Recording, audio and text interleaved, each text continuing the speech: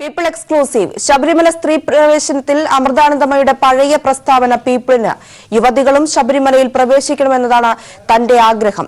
വിശ്വാസമുള്ള ആരെയും ശബരിമലയിൽ പ്രവേശിപ്പിക്കണമെന്നും എന്റെ സങ്കല്പത്തിലെ ഈശ്വരന് സ്ത്രീ പുരുഷ വ്യത്യാസമില്ലെന്നുമായിരുന്നു അമൃതാനന്ദമയുടെ പ്രസ്താവന. വിവരങ്ങളുമായി ശ്യാം ചേരുകയാണ്. ശ്യാം, നമുക്കറിയാം അമൃതാനന്ദമയുടെ ഇപ്പോഴത്തെ പുതിയ പ്രസ്താവനയാണ് വിവാദമായിരിക്കുന്നത്, അല്ലെങ്കിൽ പുറത്തു വന്നിരിക്കുന്നത്. പീപ്പിളിന്റെ ഏറ്റവും എക്സ്ക്ലൂസീവായുള്ള നമുക്ക് ലഭിച്ചിരിക്കുന്ന വാർത്തയും അതാണ്. അതായത് ശബരിമല സ്ത്രീ പ്രവേശനത്തിൽ അമൃതാനന്ദമയുടെ പഴയ പ്രസ്താവന എത്തിയിരിക്കുകയാണ്. യുവതികളും ശബരിമലയിൽ പ്രവേശിക്കണമെന്നതാണ് തന്റെ ആഗ്രഹമെന്നാണ് അമൃതാനന്ദമയി പറഞ്ഞിരിക്കുന്നത്. അമൃതാനന്ദമയി പറഞ്ഞ വാക്കുകളുടെ കൂടുതൽ വിശദാംശങ്ങൾ, അതിന്റെ പൂർണ്ണരൂപം എന്താണ്?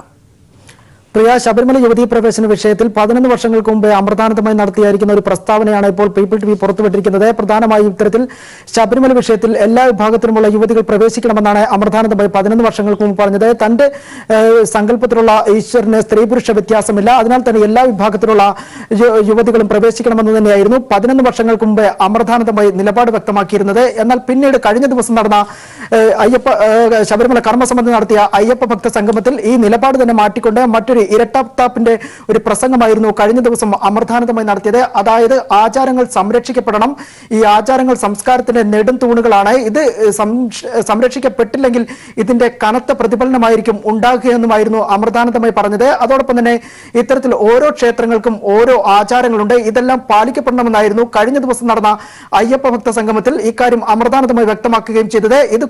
ഇത് രണ്ടും കൂട്ടി ചേർത്ത് വായിച്ചു കഴിഞ്ഞാൽ തന്നെ പ്രധാനമായി ഇത്തരത്തിലുള്ള ഇരട്ടത്താപ്പ് തന്നെയാണ് ഇപ്പോൾ പുറത്തു വന്നിരിക്കുന്നതെന്ന് നമ്മൾ പുറത്തുവിട്ടിരിക്കുന്ന ഈ വാർത്തകൾ കൂടി തന്നെ വ്യക്തമാണ്. അതിനാൽ തന്നെ ഇതിനു മുമ്പെല്ലാം തന്നെ BJPയും ഇത്തരത്തിൽ RSSും എല്ലാം തന്നെ ശബരിമല യുവതീ പ്രവേശന വിധി വന്നപ്പോൾ തന്നെ ആദ്യം അനുകൂല നിലപാട് സ്വീകരിച്ചിരുന്നു, പിന്നീട് മലക്കം മറിയുകയായിരുന്നു. ഇതേ നിലപാട് തന്നെയായിരുന്നു 11 വർഷങ്ങൾക്ക് മുമ്പ് അമൃതാനന്ദമയി സ്വീകരിച്ചതും. പിന്നീട് ഇപ്പോൾ നിലപാട് മാറ്റിക്കൊണ്ട് ഇപ്പോൾ രണ്ടാമത് കഴിഞ്ഞ ദിവസം നടന്നിരിക്കുന്ന അയ്യപ്പ ഭക്ത സംഗമത്തിൽ വീണ്ടും നിലപാട് മാറ്റിയിരിക്കുന്നത്. എന്തായാലും ഇത്തരത്തിൽ അല്ലെങ്കിൽ ഇത്തരത്തിൽ വിശ്വാസികളെ തെറ്റിദ്ധരിപ്പിക്കുന്ന രീതിയിലേക്കാണ് ഇപ്പോൾ ഈ ഒരു ഇരട്ടത്താപ്പ് കൊണ്ട് അമൃതാനന്ദമയുടെ ഈ പ്രസംഗം അത് വീഡിയോ ദൃശ്യങ്ങൾ കൊണ്ടും പുറത്തായിരിക്കുന്നത്. നിലവിൽ ഇത്തരത്തിൽ എന്തെങ്കിലും ബാഹ്യ സമ്മർദ്ദം ഉണ്ടായിരുന്നോ, അല്ലെങ്കിൽ ഇത് പുറമെ നിന്നുള്ള എന്തെങ്കിലും രാഷ്ട്രീയ പ്രേരണ ഉണ്ടായിരുന്നു എന്നുള്ള ദുരൂഹതകളും ഇതിന് പ്രധാനമായി നിലനിൽക്കുന്നു. എന്തായാലും ഇതിലൂടെ അമൃതാനന്ദമയുടെ ഇത്തരത്തിലുള്ള ഈ ഒരു വിഷയത്തിൽ ഉണ്ടായിരിക്കുന്ന ഇരട്ടത്താപ്പാണ് ഇപ്പോൾ പുറത്തായിരിക്കുന്നത്. തീർച്ചയായും ശ്യാമപ്രസാദ്, ഇപ്പോൾ നമുക്കൊപ്പം ശ്രീ ഭാസുരേന്ദ്ര ബാബു ചേരുകയാണ്. ശ്രീ ഭാസുരേന്ദ്ര ബാബു, അമൃതാനന്ദമയുടെ നിലപാട് മാറ്റമാണ് നമുക്ക് ലഭിച്ചിരിക്കുന്നത്. ശബരിമലയിൽ സ്ത്രീ പ്രവേശിക്കുന്നതിൽ തനിക്ക് അനുകൂലമായ നിലപാടാണ് ഉള്ളത്, യുവതികളും ശബരിമലയിൽ പ്രവേശിക്കണമെന്നാണ് തന്റെ ആഗ്രഹം എന്ന രീതിയിലുള്ള അമൃതാനന്ദമയുടെ പ്രസ്താവന, പരാമർശമാണ് നമുക്ക് ലഭിച്ചിരിക്കുന്നത്. അമൃതാനന്ദമയി ഈ പഴയ നിലപാട് അങ്ങനെ നിലപാട് എടുത്തിരുന്നതാണ്. ഒരു നിലപാട് അവരെടുക്കുന്നതിന് അവര് സിദ്ധാന്തവും പറഞ്ഞിരുന്നു. ദൈവത്തിന് മുന്നില് സ്ത്രീ പുരുഷ വ്യത്യാസങ്ങളില്ല. കാര്യം ഒരു പരബ്രഹ്മ സങ്കല്പമാണല്ലോ. ആ പരബ്രഹ്മ സങ്കല്പത്തിൽ ലിംഗഭേദം ഉണ്ടാകില്ല എന്ന ഫിലോസഫിയാണ് അവർ പറഞ്ഞത്, ആ സിദ്ധാന്തമാണ് പറഞ്ഞത്. ഈശ്വരന് സ്ത്രീ പുരുഷ വ്യത്യാസമില്ല. അപ്പൊ അത് ഒരു സന്യാസി മഠത്തിലെ സന്യാസിനിയിൽ നിന്ന് പ്രതീക്ഷിക്കാവുന്ന നിലവാരമുള്ള ഒരു നിലപാടാണ്. ആ നിലപാട് അവർ ഉടനീളം എടുത്തിട്ടുണ്ട്, മുമ്പെടുത്തിട്ടുണ്ട്. ഇപ്പോൾ ഏറ്റവും പുതിയ ഈ മഹാസമ്മേളനമുണ്ടല്ലോ, സമ്മേളനത്തിൽ പങ്കെടുക്കുന്നത് വരെ അവർ ആ നിലപാട് നിലനിർത്തിയിട്ടുണ്ട്. അത്തരം നിലപാടുള്ള ഒരാൾ എപ്രകാരമാണ് ഈ സമ്മേളനത്തിൽ അയ്യപ്പ കർമ്മസമിതി സംഘടിപ്പിച്ച സമ്മേളനത്തിൽ ശബരിമല കർമ്മസമിതി സംഘടിപ്പിച്ച സമ്മേളനത്തിൽ പങ്കെടുക്കുന്നത് എന്നൊന്നും നമുക്ക് പറയാനാവില്ല.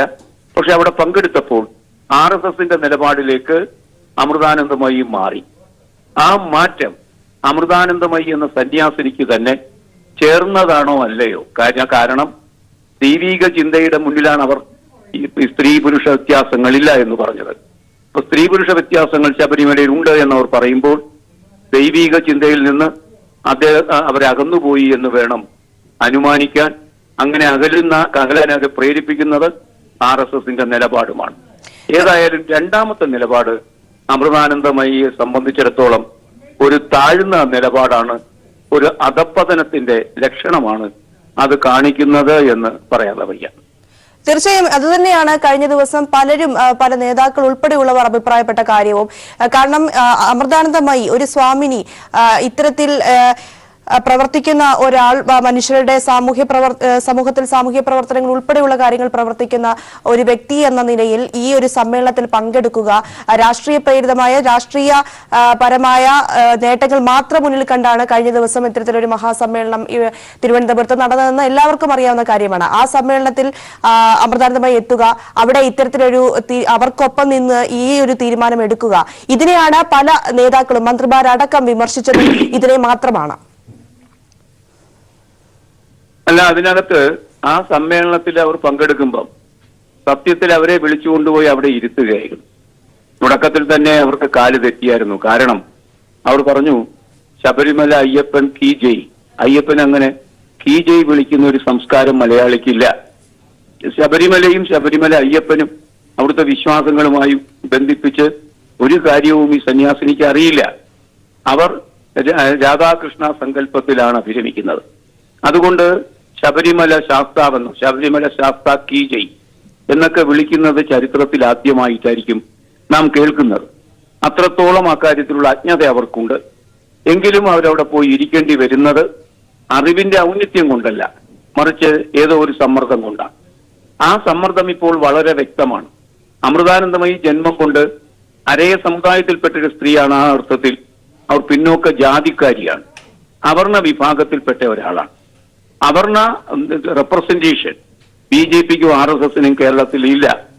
അതുകൊണ്ട് പേരിന് ഒരു അവർണ സ്ത്രീയെ ഡയാസിക് വേദിയിൽ കൊണ്ടുവച്ചു.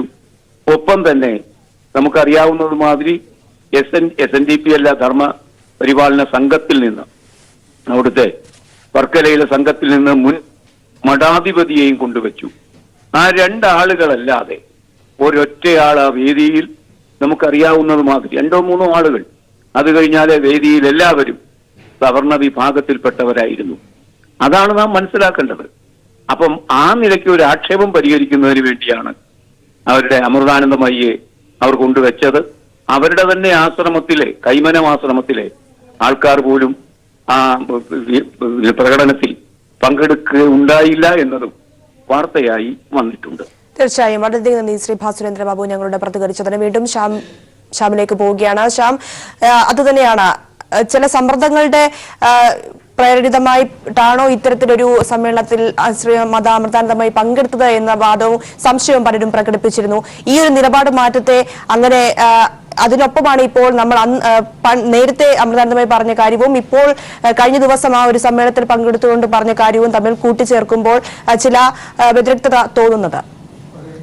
പ്രിയ, ഞാൻ നേരത്തെ സൂചിപ്പിച്ചതുപോലെ പ്രധാനമായും ഇത്തരത്തിൽ 2 നിലപാടുകളിലായിരുന്നു 11 വർഷം മുമ്പ് ഇത്തരത്തിൽ ആദ്യം അമൃതാനന്ദമയി നിലപാട് എടുത്തത്. ശബരിമല യുവതീ പ്രവേശന വിഷയത്തിൽ എല്ലാ വിഭാഗത്തിലുമുള്ള യുവതികൾക്ക് പ്രവേശനം അനുവദിക്കണമെന്നുമായിരുന്നു. തന്റെ സങ്കല്പത്തിലുള്ള ഈശ്വരന് സ്ത്രീ പുരുഷ വ്യത്യാസമില്ല എന്നുമായിരുന്നു പ്രധാനമായും പറഞ്ഞിരുന്നത്. എന്നാൽ പിന്നീട് കഴിഞ്ഞ ദിവസം നടന്ന അയ്യപ്പ ഭക്ത സംഗമത്തിൽ ഇതേ നിലപാടിൽ തന്നെ ഒരു മലക്കമറിച്ചിലായിരുന്നു നടത്തിയത്. ഇത് തന്നെ നിരവധി വിശ്വാസികളെ, മാതാ അമൃതാനന്ദമയുടെ കീഴിലുള്ള നിരവധി വിശ്വാസികളെ തന്നെ തെറ്റിദ്ധരിപ്പിക്കുന്ന രീതിയിലേക്ക് ഈ നിലപാടുകൾ മാറിപ്പോവുകയും ചെയ്തിരിക്കുന്നു. ഇതിൽ പ്രധാനമായി ഇത്തരത്തിൽ RSSും BJPയും എല്ലാം തന്നെ ഇതിനെ ആദ്യം അനുകൂലിക്കുകയും പിന്നീട് എതിർക്കുകയും ചെയ്യുന്നു. പിന്നീട് ഇവരുടെ നേതൃത്വത്തിൽ ഇത്തരത്തിൽ സമരങ്ങളും പ്രതിഷേധ സമരങ്ങളെല്ലാം തന്നെ അലയടിക്കുകയും ചെയ്യുന്നു. ഇതിന് പിന്നാലെയാണ് അമൃതാനന്ദമയ്യെ രംഗത്തിറക്കിക്കൊണ്ട് ഇത്തരത്തിലൊരു രാഷ്ട്രീയ നാടകത്തിന് തന്നെ ഇപ്പോൾ മാറിയിരിക്കുകയും ചെയ്യുന്നത്. ഇതിന് പിന്നിൽ എന്തെങ്കിലും ഒരു ബാഹ്യ സമ്മർദ്ദമുണ്ടോ എന്ന് തന്നെ പ്രധാനമായും സംശയിക്കേണ്ടിയിരിക്കുന്നു. അവസാനം അമൃതാനന്ദമയിയെ തന്നെ ഇത്തരത്തിൽ രംഗത്തെത്തിക്കുകയും പ്രധാനമായും ശബരിമല വിഷയത്തിൽ ഇത്തരത്തിലൊരു നിലപാട് പറയിക്കാനായിട്ട് അമൃതാനന്ദമയിയെ തന്നെ രംഗത്തെത്തിക്കുകയും ചെയ്തു. ഇതിന് പിന്നിൽ തന്നെ പ്രധാനമായും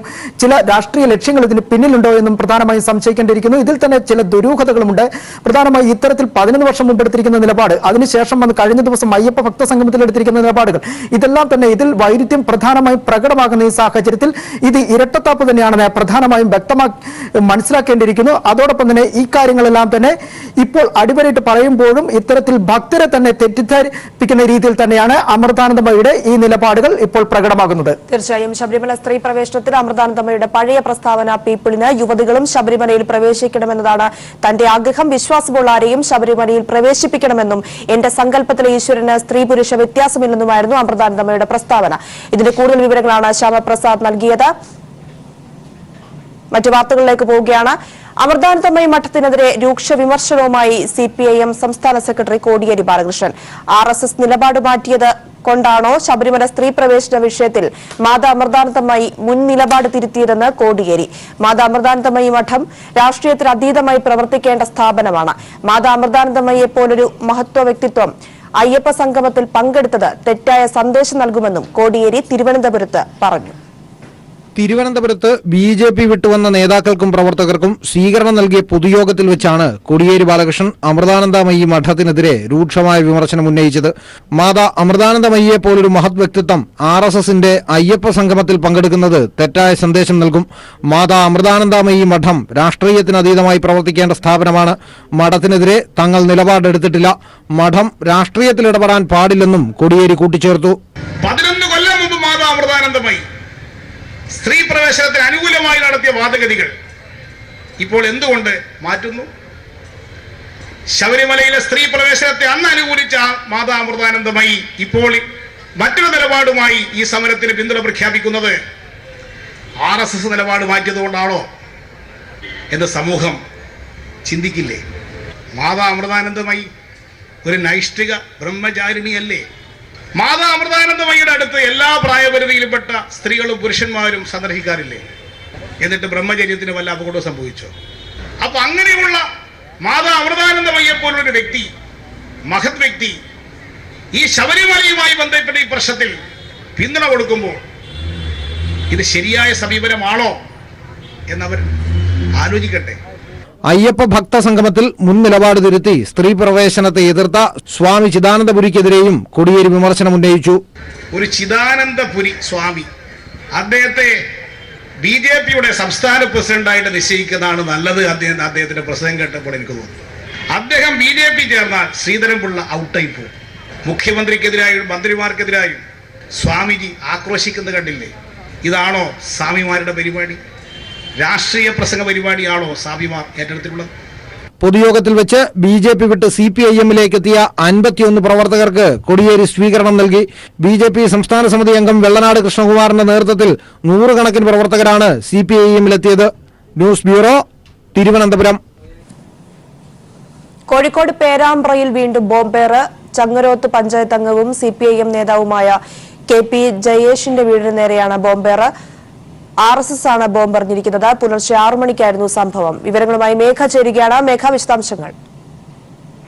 പ്രിയ, രാവിലെ 6 മണിയോടുകൂടിയാണ് ചെങ്ങരോത്ത് പഞ്ചായത്ത് അംഗവും CPM നേതാവുമായ KP ജയേഷിന്റെ വീടിന് നേരെ ബോംബേറുണ്ടായിരിക്കുന്നത്. ബൈക്കിലെത്തിയ ഒരു സംഘം ബോംബെറിയുകയായിരുന്നു. ബോംബേറിൽ വീടിന്റെ ജനൽ ചില്ലുകളും വാതിലുകളും തകർന്ന നിലയിലാണ്. ആളപായം ഒന്നും തന്നെയില്ല. കഴിഞ്ഞ ദിവസം ഇവിടെ BJP പ്രവർത്തകർ CPM പ്രവർത്തകരെ മർദ്ദിക്കുന്ന ഒരു സാഹചര്യം ഉണ്ടായിരുന്നു. അതിനുശേഷം ഈ CPM ചെങ്ങരോത്ത് പഞ്ചായത്ത് അംഗം KP ജയേഷിന് ഈ BJPയുടെ ആക്രമണത്തിൽ പരിക്ക് പറ്റി ആശുപത്രിയിൽ പ്രവേശിപ്പിച്ച ഒരു നില കൂടെ ഉണ്ടായിരുന്നു. കഴിഞ്ഞ ദിവസമാണ് ആശുപത്രിയിൽ നിന്ന് ഡിസ്ചാർജായി ജയേഷ് വീട്ടിലേക്ക് വരുന്നത്. അതിന് ശേഷമാണ് ഇത്തരത്തിലൊരു ബോംബേറ് വീടിന് നേരെ ഉണ്ടായിരിക്കുന്നത്. ഏതായാലും പെരുവണ്ണാമൊഴി പോലീസിന്റെ നേതൃത്വത്തിൽ അന്വേഷണം ആരംഭിച്ചിരിക്കുകയാണ്. മേഘ, പ്രതികളെ കുറിച്ച് ഏതെങ്കിലും രീതിയിലുള്ള സൂചന പോലീസിന് ലഭിച്ചിട്ടുണ്ടോ? പ്രിയ, ഞാൻ നേരത്തെ സൂചിപ്പിച്ചതുപോലെ തന്നെ കഴിഞ്ഞ ദിവസം ഒരു കല്യാണ വീട്ടിൽ വെച്ചാണ് ഈ CPM പ്രവർത്തകരെ BJP പ്രവർത്തകർ മർദ്ദിക്കുന്ന ഒരു സാഹചര്യം ഉണ്ടായത്. അത് നേരിയ സംഘർഷത്തിലേക്കൊക്കെ തന്നെയും വഴി വിടുന്ന ഒരു കാര്യം കൂടി ഉണ്ടായിരുന്നു. അതിനുശേഷമാണ് ഈ ജയേഷിന് പരിക്ക് പറ്റി അദ്ദേഹത്തെ ആശുപത്രിയിൽ പ്രവേശിപ്പിക്കുകയും ചെയ്തത്. സംഭവവുമായി ബന്ധപ്പെട്ട് ഈ സംഘർഷം ബാക്കിയാവാം ഇത്തരത്തിലൊരു ബോംബേറ് എന്നാണ് നിഗമനം. BJP പ്രവർത്തകർ തന്നെയാണ് സംഭവത്തിന് പിന്നിൽ എന്നാണ് സംശയിക്കുന്നത്. ഏതായാലും പ്രതികളെ പിടികൂടാൻ സാധിച്ചിട്ടില്ല. പെരുവണ്ണാമൊഴി പോലീസിന്റെ നേതൃത്വത്തിൽ അന്വേഷണം നടന്നുകൊണ്ടിരിക്കുകയാണ്. ശരി. കോഴിക്കോട് പേരാമ്പ്രയിൽ RSS ബോംബേറ്. പ്രതികളെക്കുറിച്ചുള്ള സൂചന പോലീസിന് ലഭിച്ചിരിക്കുകയാണ്. ഇതിന്റെ വിവരങ്ങളാണ് മേഘ നൽകിയത്.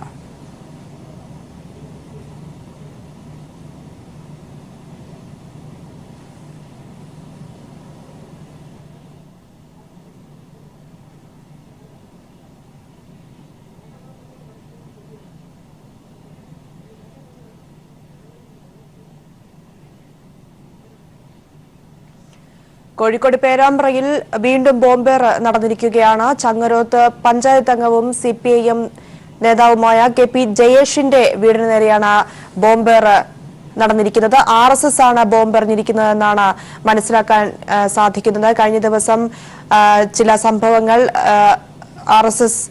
RSSന്റെ ഭാഗത്തു നിന്നും ചില പ്രശ്നങ്ങൾ ഉണ്ടായിരുന്നു. ഇതിനെ തുടർന്നാണ് ഇപ്പോൾ ബോംബ് എറിഞ്ഞിരിക്കുന്നത് എന്ന രീതിയിലുള്ള നിഗമനമാണ് പോലീസിന്റെ ഭാഗത്തു നിന്നും ഉണ്ടായിരിക്കുന്നത്. പോലീസിന് പ്രതികളെ കുറിച്ച് സൂചന ലഭിച്ചിരിക്കുന്നു എന്നാണ് മനസ്സിലാക്കാൻ സാധിക്കുന്നത്. എന്നാൽ പ്രതികളെ പിടികൂടാൻ സാധിച്ചിട്ടില്ല. വീണ്ടും മേഘ ചേരുകയാണ്. മേഘ സൂചിപ്പിച്ചു, കഴിഞ്ഞ ദിവസം ചില പ്രശ്നങ്ങൾ ഉണ്ടായിരുന്നു. അതിനെ തുടർന്നാണ് ഇപ്പോൾ ഈ ബോംബ് എറിഞ്ഞിരിക്കുന്നത് CPM നേതാവിന്റെ വീട്ടിലേക്ക്. നമുക്കറിയാം, ശബരിമല വിഷയവുമായി ബന്ധപ്പെട്ട് നിരവധി പ്രശ്നങ്ങൾ, നിരവധി അക്രമ പരമ്പരകളാണ് RSS BJP സംഘം കോഴിക്കോട് ജില്ലയിൽ അഴിച്ചുവിട്ടത്. ഇതിന്റെ ഒരു തുടർച്ചയായി ഒരുപാട് പ്രശ്നങ്ങൾ അവിടെ അരങ്ങേറുന്ന ഒരു സംഭവം ഉണ്ടായിരുന്നു, പ്രത്യേകിച്ച് പേരാമ്പ്രയിലും.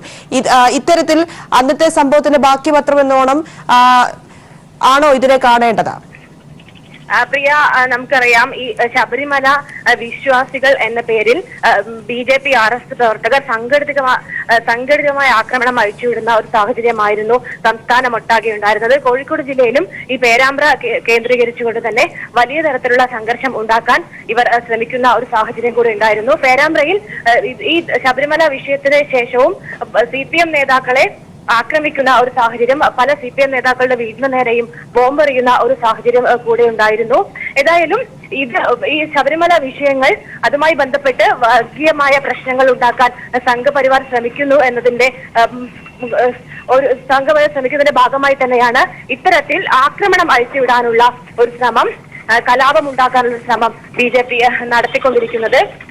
ഇവിടെ കഴിഞ്ഞ ദിവസം ഒരു കല്യാണ വീടുമായി ബന്ധപ്പെട്ട തർക്കമായിരുന്നു ഉണ്ടായിരുന്നത്. അതുമായി ബന്ധപ്പെട്ട് CPM പ്രവർത്തകനായ ജയേഷിന് ചങ്ങരോത്ത് പഞ്ചായത്ത് അംഗം കോഴിക്കോട് പേരാമ്പ്രയിൽ വീണ്ടും ബോംബേറ്. ചങ്ങരോത്ത് പഞ്ചായത്ത് അംഗവും CPIM നേതാവുമായ KP ജയേഷിന് വീടിന് നേരെയാണ് RSS സംഘം ബോംബെറിഞ്ഞിരിക്കുന്നത്. ഇതിന്റെ വിവരങ്ങളാണ് മേഘ മാധവൻ നൽകിയത്. ഇടവേള. ബേട്ടി ബച്ചാവോ ബേട്ടി പഠാവോയുടെ പ്രചരണത്തിനായി മാത്രം കേന്ദ്ര സർക്കാർ ചെലവഴിച്ചത് പദ്ധതി ഫണ്ടിന്റെ 56% തുക. പദ്ധതിക്കായി അനുവദിക്കപ്പെട്ട 648 കോടി രൂപയിൽ 365 കോടി രൂപയാണ് പരസ്യങ്ങൾക്കായി ചെലവഴിച്ചത്. ആകെ ഫണ്ടിന്റെ 25% സംസ്ഥാന ജില്ലാ ഭരണകൂടങ്ങൾ വഴി വിനിയോഗിച്ചപ്പോൾ 19% ഫണ്ട് ഇപ്പോഴും വിനിയോഗിക്കാൻ അനുവദിക്കാതെ കിടക്കുന്നു. കുട്ടികളുടെ സ്ത്രീ പുരുഷ അനുപാതം കുറയുന്നത് തടയുമെന്ന പ്രഖ്യാപിത ലക്ഷ്യവും നടപ്പായില്ലെന്നും കണക്കുകൾ ചൂണ്ടിക്കാട്ടുന്നു. ഫണ്ടുകൾ പരസ്യത്തിനായി ചെലവഴിക്കുകയും താഴെക്കിടയിലേക്ക് ചെലവാക്കാത്തതും പദ്ധതിയെ പരാജയമാകാൻ കാരണമാവുകയാണ്. കുട്ടികളുടെ സ്ത്രീ പുരുഷാനുപാതം കുറയുന്നത് തടയുക, പെൺകുട്ടികളോടുള്ള സമൂഹത്തിന്റെ കാഴ്ചപ്പാടിൽ മാറ്റമുണ്ടാക്കുക, ഇവ ലക്ഷ്യമിട്ടാണ് കേന്ദ്ര സർക്കാർ 2015 ജനുവരിയിൽ ബേട്ടി ബച്ചാവോ ബേട്ടി പഠാവോ പദ്ധതി കൊണ്ടുവന്നത്. പദ്ധതിയുടെ പ്രചരണം മാത്രമാണ് കേന്ദ്ര സർക്കാർ നടത്തിയതെന്നും ഫണ്ടുകൾ ഫലപ്രദമായി താഴേക്കിടയിൽ വിനിയോഗിച്ചിട്ടില്ലെന്നും വ്യക്തമാക്കുന്നതാണ് പുറത്തുവന്ന കണക്കുകൾ.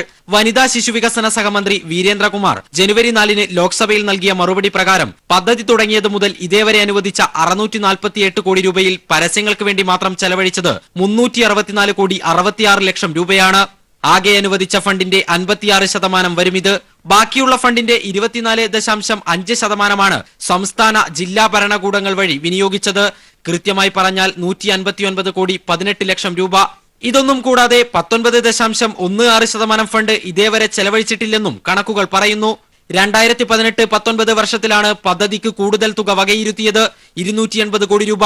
ഇതിൽ പരസ്യത്തിന് ചെലവഴിച്ചത് 155 കോടി 71 ലക്ഷം രൂപയാണ്. ഇതിൽ തന്നെ 70 കോടി 63 ലക്ഷം രൂപ മാത്രമാണ് ഇതേവരെ ചെലവഴിച്ചത്. കുട്ടികളുടെ സ്ത്രീ പുരുഷാനുപാതം കുറയുന്നത് തടയുക എന്ന ലക്ഷ്യം ഫലപ്രദമായി നടപ്പിലായിട്ടില്ലെന്നും കണക്കുകൾ സൂചിപ്പിക്കുന്നു.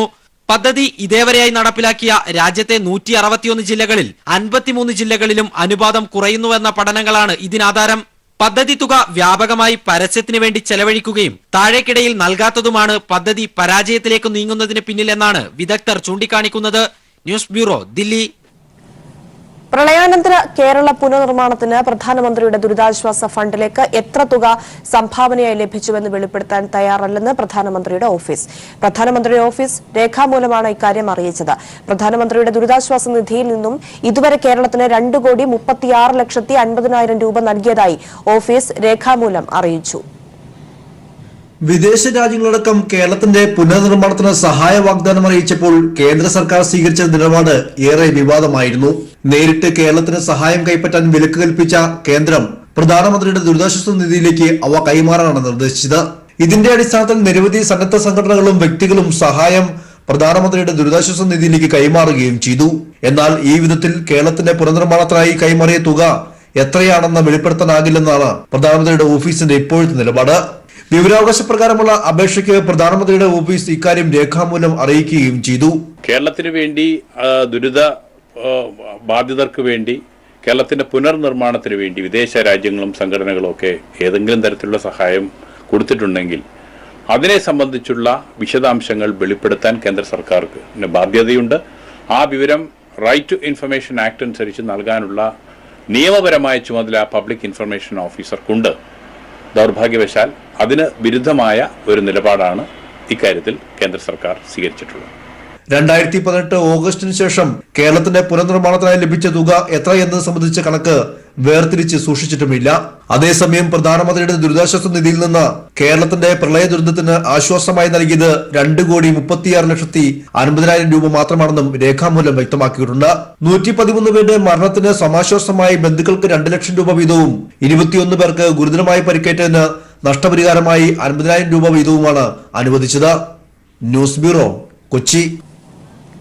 പ്രളയാനന്തര ഭരണസ്തംഭനം, ക്രമസമാധാന തകർച്ച, വിശ്വാസികളോടുള്ള വഞ്ചന എന്നിവയിൽ പ്രതിഷേധിച്ചുകൊണ്ടുള്ള UDF-ന്റെ ഉപരോധം തുടരുന്നു. സംസ്ഥാനത്തെ മുഴുവൻ കളക്ടറേറ്റുകളും തിരുവനന്തപുരത്ത് സെക്രട്ടേറിയറ്റുമാണ് ഉപരോധിക്കുന്നത്. വോട്ടിംഗ് മെഷീൻ ക്രമക്കേട് ആരോപണം BJP-യെയും കോൺഗ്രസിനെയും ഒരുപോലെ പ്രതിരോധത്തിലാക്കുന്നു. 2014 തെരഞ്ഞെടുപ്പിൽ വിജയിച്ചത് EVM ഹാക്ക് ചെയ്തെന്ന ആരോപണവും കേന്ദ്രമന്ത്രി ഗോപിനാഥ് മുണ്ടയുടെ മരണവും BJP-യെ വെട്ടിലാക്കി. പക്ഷേ വാർത്താ സമ്മേളന വേദിയിൽ കപിൽ സിബലിന്റെ സാന്നിധ്യം കോൺഗ്രസിനും വിശദീകരിക്കാനാകുന്നില്ല. ലോക്സഭാ തെരഞ്ഞെടുപ്പിന്റെ പ്രചാരണ തിരക്കിലായി BJP-യെ ലക്ഷ്യം വെക്കുന്നതാണ് EVM ഹാക്കറുടെ വെളിപ്പെടുത്തൽ.